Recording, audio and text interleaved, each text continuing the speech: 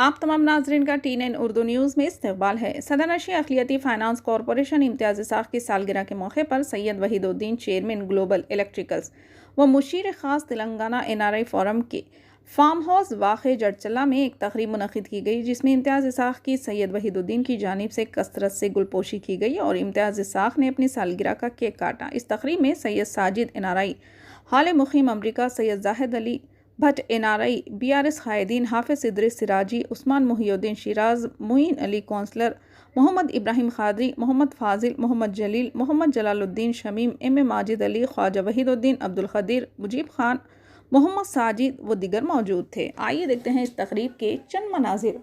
Channel को like करें, share करें और सब्सक्राइब करना ना भूलें।